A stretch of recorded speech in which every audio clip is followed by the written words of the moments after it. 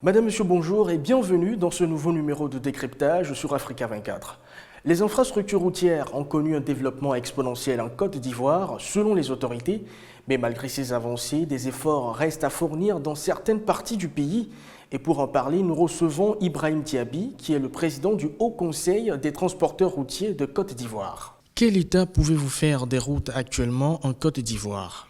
La question donc des infrastructures routières est une question très importante pour tout le monde, mais particulièrement pour les acteurs du secteur du transport routier.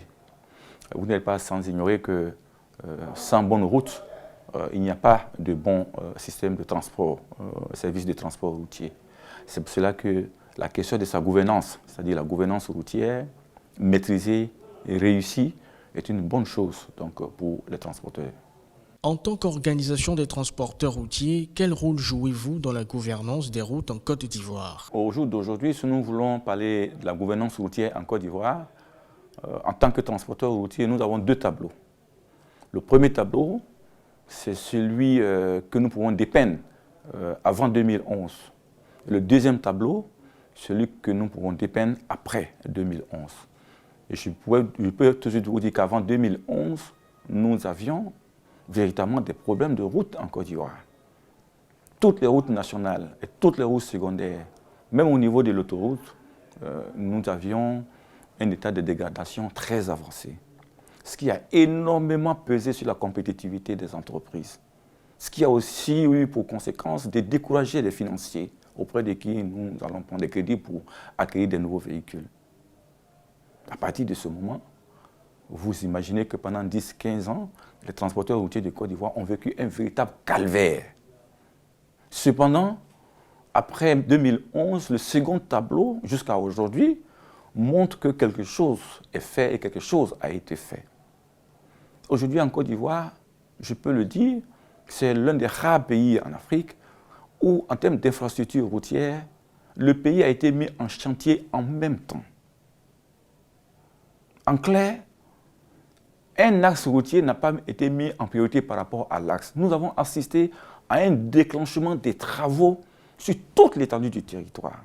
Réhabilitation, construction de nouvelles routes, tracé de nouvelles routes, projection de construction de nouvelles routes, d'ouvrages d'art, d'échangeurs, de ponts. L'image que nous avons aujourd'hui d'Abidjan en termes d'infrastructures routières et de l'intérieur du pays en termes d'infrastructures est plus que satisfaisant pour les transporteurs routiers. Quelles sont les difficultés que vous rencontrez au niveau du financement pour la construction des routes? Aujourd'hui, en Côte d'Ivoire, nous avons le péage des routes. Les routes sont à péage, entre quelques routes ont commencé à être à péage.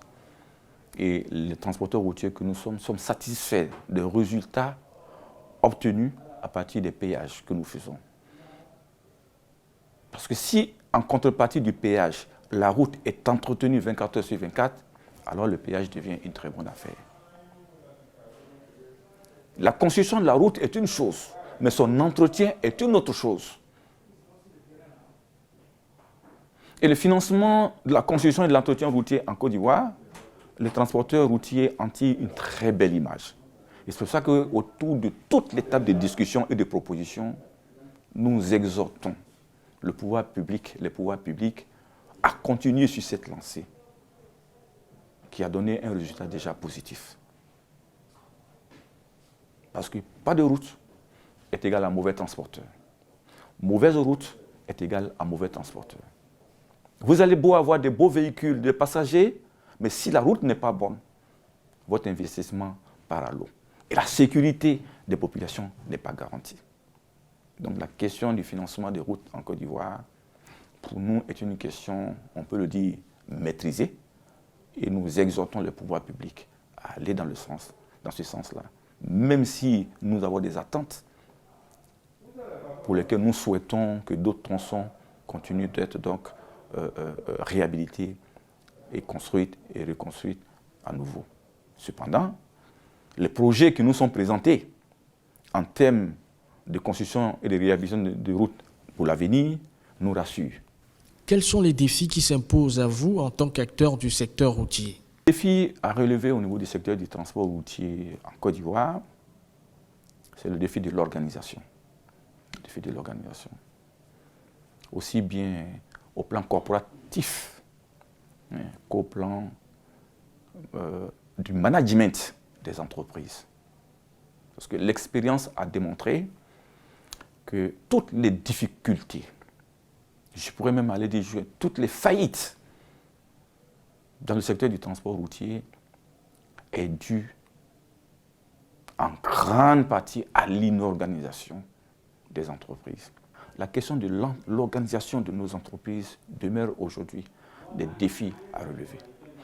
Mais la nouvelle loi prise aujourd'hui par le gouvernement en Côte d'Ivoire nous oriente petit à petit vers cette compréhension. Aujourd'hui, en Côte d'Ivoire, vous ne pouvez pas être transporteur sans être entrepreneur. Il faut être constitué en entreprise avant d'avoir une autorisation de transport. C'est une avancée majeure.